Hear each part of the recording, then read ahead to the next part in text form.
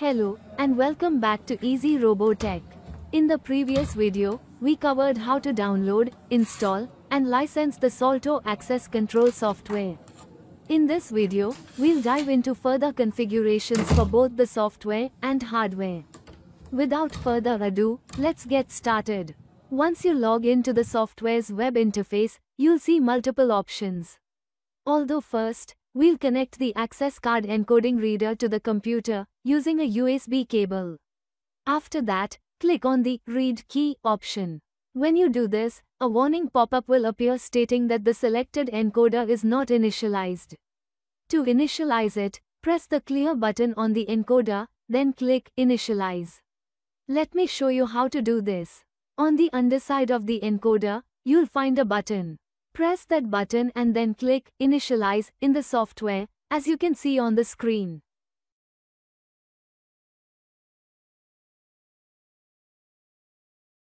Once the initialization is complete, a message will appear instructing you to place the key on the encoder.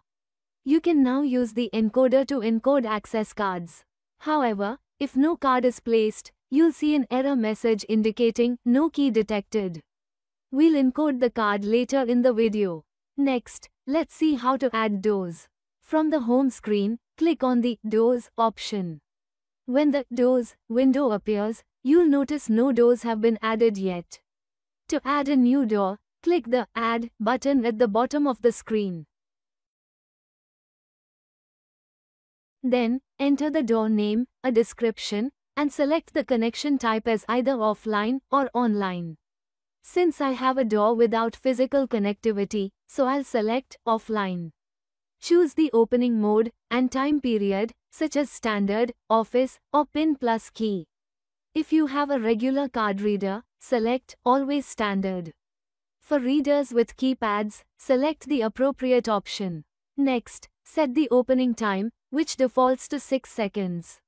Then select a calendar. Calendar 00 is set to 24/7. Meaning, always.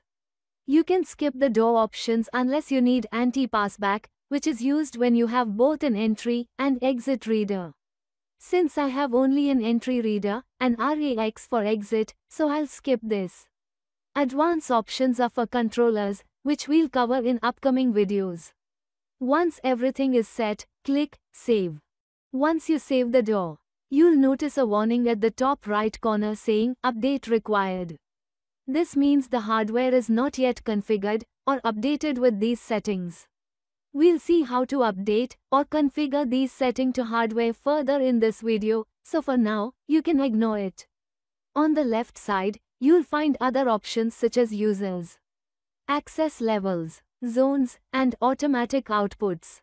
These options allow you to assign users, access levels, and zones to the doors. However, since we haven't configured those settings yet, you won't see any information under these sections, as shown on the screen. Since we're just starting the configuration process, we will discuss these topics further as we progress in the video.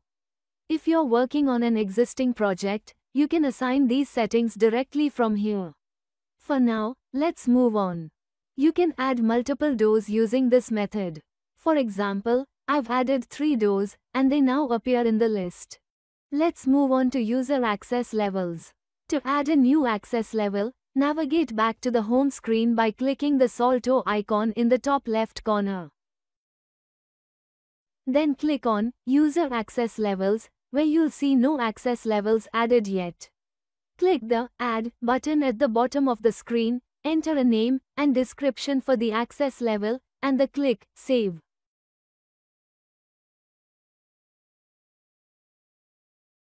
Once saved, you'll see options on the left to assign doors, zones, users, and outputs. Although you can assign doors and users directly here, but I'll show you an alternative method later. Let me add more user access levels now, before moving on to zones.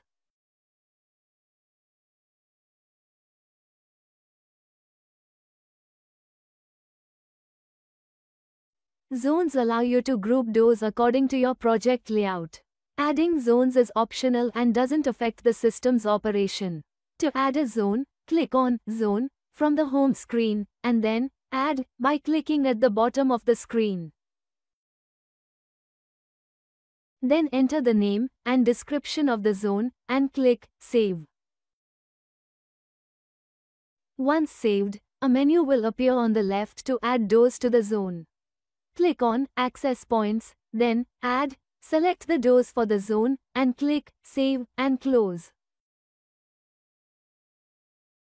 You can also assign users to the zone. Now, let's add users and their access cards. Go back to the home screen and click Users. Since no users are added yet, click Add to open the user creation window. Enter details such as title, first name, and last name. Scroll down to select a schedule by clicking on the calendar. I'll use calendar 00, which is 24/7. You can create custom schedules from the home screen if needed. Set the access card's expiry date and configure additional options like passcodes, mobile app access, or limited occupancy groups. These are optional. If anyone needs help with these features, let me know in the comments, and I can create a separate video or assist remotely. Once all the information is filled out, click Save. You'll then see an option to assign a key. Click on it, and a pop-up window will appear for key assignment. Select the encoder type as USB, or edit it if you're using a different type.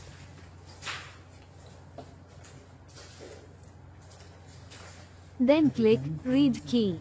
Then you will observe, on the reader, the green LED will start blinking. Place the access card on the reader. Once it's read, a message will confirm the operation was successful.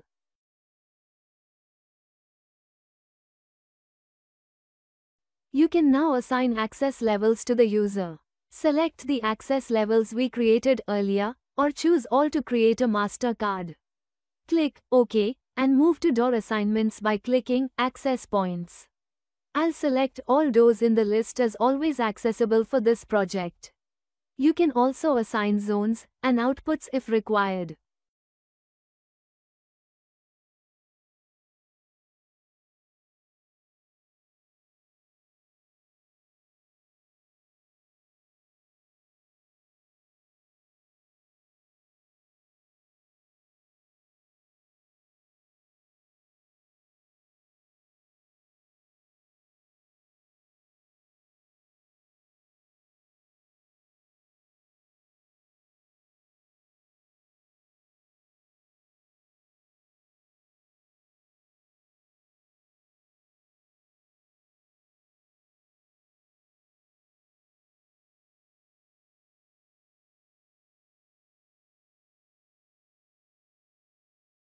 Finally, we need to upload the configurations to the doors since they're offline. Use a portable programming device, PPD. Connect the PPD to your computer using USB. From the System menu, select PPD and choose a door from the list.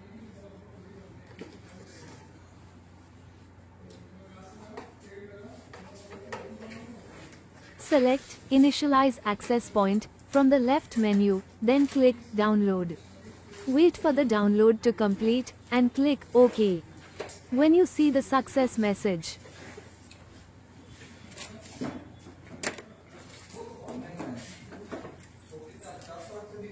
take the PPD to the reader and initialize the door as shown in the video.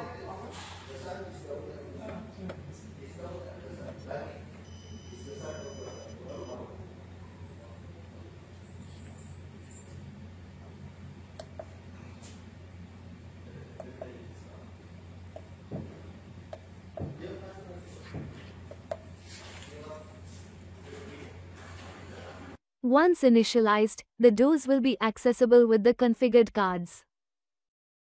Reconnect the PPD to the computer to verify updates. Go to the System menu and click PPD. Updated doors will display their battery levels, indicating successful data transfer. From the home screen, you can see which doors are updated and which are pending. I hope this video helps you understand the complete configuration of the Salto access control system. In the next video, we'll cover online door configurations using controllers and elevator or lift configurations. Thank you for watching. Don't forget to like and subscribe to our channel for more tech-related videos.